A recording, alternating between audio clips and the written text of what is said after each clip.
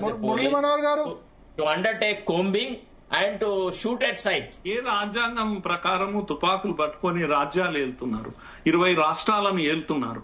ఏళ్తే కూడా పబ్లిక్ తో, ప్రజలతో ఎన్నికైనటువంటి ప్రభుత్వం చేతులు కట్టుకొని నిలబడాలి, చట్టబద్ధంగా ఉండాలి, రూల్స్ రెగ్యులేషన్స్ పాటించాలి. అవతల వాడు తుపాకుతో మందు పాత్రలు పెట్టి లేపుతూ పోతుంటే నిస్సహాయంగా చూస్తూ ఉండాలి.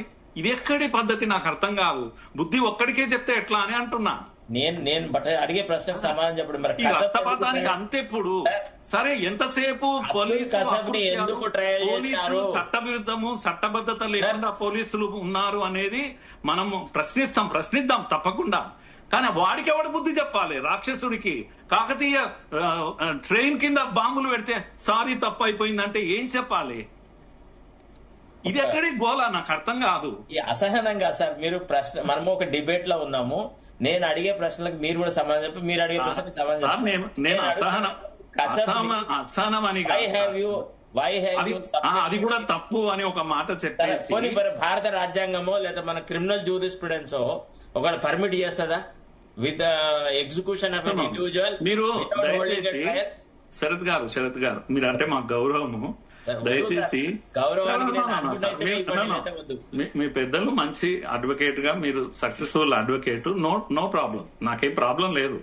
కాకపోతే మీరు చెప్తున్న మాటలు ఒక మెసేజ్ ఏంది అంటే, నీచాతి నీచంగా పోలీసులు వ్యవహరిస్తుంది. ఇక్కడ నక్సలైట్లు పాపం సిద్ధాంతాన్ని నమ్ముకున్నారు. సిద్ధాంతం నమ్ముకుంటే తప్పే లేదు, తుపాకిని నమ్ముకుంటేనే తప్పు అని అంటున్నా నేను. నీకు తుపాకీలు పడుతుంది, మందు పాత్ర పెడితివి, మాధవరెడ్డిని లేపుతీవి, రాజ్య నాయకులు లేపుతీవి, సోములు లేపుతీవి, కిలారిని లేపుతీవి. వాడు అగ్రవర్ణం కాదు, నిమ్నవర్గం కాదు, పేదోడు కాదు, అందరినీ లేపుతిరి కదా. డెవలప్మెంట్ మీరు ఎక్కడ ఉంటే అక్కడ డెవలప్మెంట్ రాకుండా లెక్క ఉందా మీ దగ్గర? శరత్ గారు అంబుజ్మాడ్లో మొన్న అంబుజ్మాడ్లో కొన్ని గ్రామాలు మొదటిసారి ఎర్ర బస్సును చూశాయంటే మనం నమ్ముతారా? మొదటిసారి ఎర్ర బస్సును చూశారు అక్కడ గ్రామస్తులు. ఇది వీళ్ళు సాధించినటువంటి ఘనకార్యము 60 ఏళ్లల్లా. ఇది ఎక్కడి కథ? ప్రభుత్వాలు మాత్రం చట్టాన్ని కట్టేసి కాళ్ళు చేతులు కట్టేస్తే వాళ్ళ జీపులు బైక్ ఎగురుతున్నా చట్టబద్ధంగా చూస్తూ ఉండాలి. ఇది ఎక్కడి నిజాయితీ నాకు అర్థం కాదు. మీరైతే నేను మాట్లాడతా.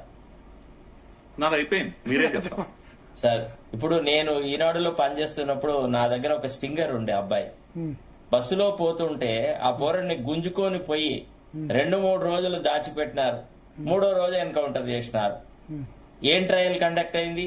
ఏ క్రిమినల్ జ్యూరిస్ప్రుడెన్స్ పర్మిట్ చేస్తే? మనము భారతదేశం అనేది ఒక రాజ్యాంగం ప్రకారంగా ఒక రూల్ ఆఫ్ లాలో నడుపుతామా? లేకపోతే వాళ్ళు ఆయుధాలు పట్టారు కాబట్టి, వాళ్ళు ఆయుధాలు పెట్టి చంపుతున్నారు కాబట్టి పోలీసులు కూడా కనబడ్డోళ్ళ చంపడము అనే దాన్ని ఒక చట్టబద్ధత కలిగించి దాన్ని న్యాయమైంది, కరెక్ట్ అయింది, భారతదేశం కోసమని, భారత మాత రక్షణ కోసం చేస్తున్నారని అందామా? చెప్పండి.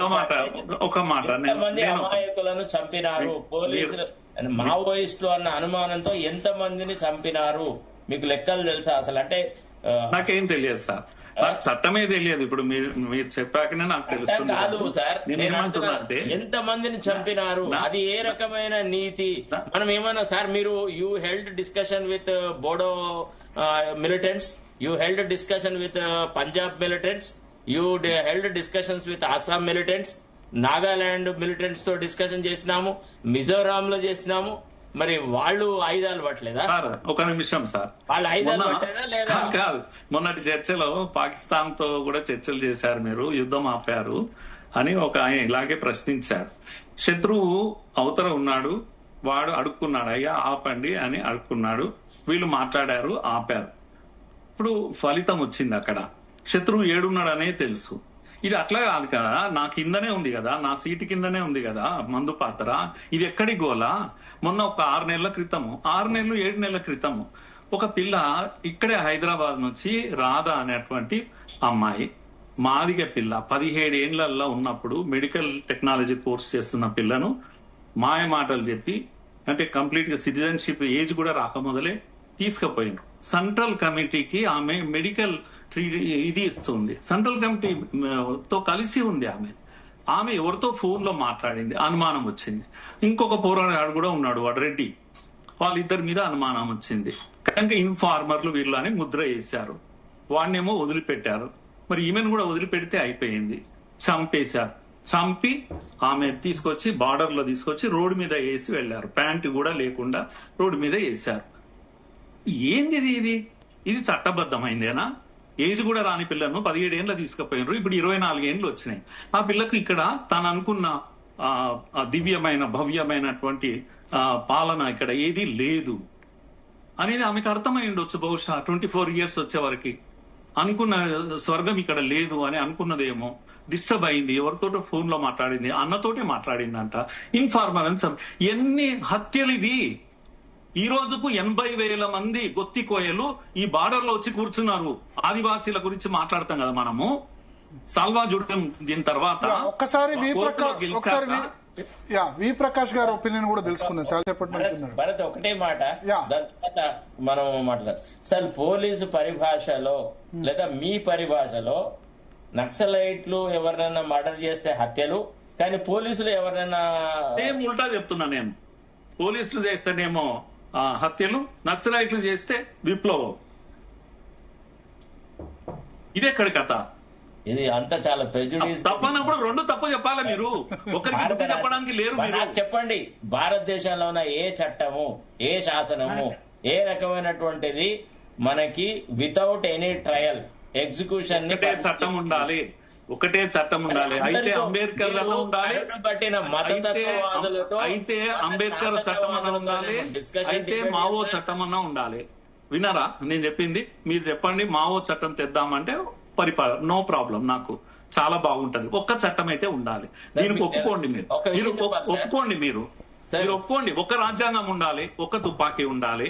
అందరం కలిసి అదే యాక్సెప్ట్ చేద్దాం. ఇది ఎట్లా సూత్రీకరిస్తారు? ఇక్కడేమో రాజ్యాంగం ఉండాలి, అంబేద్కర్ రాజ్యాంగం ఉండాలి, అక్కడ వాడు తుపాకీ పట్టుకొని తిరగాలి. ఇది ఎక్కడి కథ? అరచేతిలో ప్రాణాలు పట్టుకొని ఢిల్లీలో జాబ్ చేస్తే సార్ పంజాబ్ అల్లర్లప్పుడు, మీకు తెలుసో తెలియదు, విషయాలు వేరే సార్ చాలా ఉన్నాయి మనం మాట్లాడుకోవడానికి. మీరు అట్లాంటి వాళ్ళతోనేమో డిస్కషన్ డిబేట్ పెడతారు. అలాంటివి చాలా ఉంటాయి. పంథాను మాత్రం మీరు ఎనైలేట్ చేస్తా అనేటువంటి అధికారం ఎవ్వరు చేయడం లేదు. వేల మంది సరెండర్ అవుతున్నారు. Annihilation is not the purpose. Annihilation అనేది ఇదే కాదు. చాలా మంది సరెండర్ అవుతున్నారు. ఇప్పుడు అందులో భాగంగా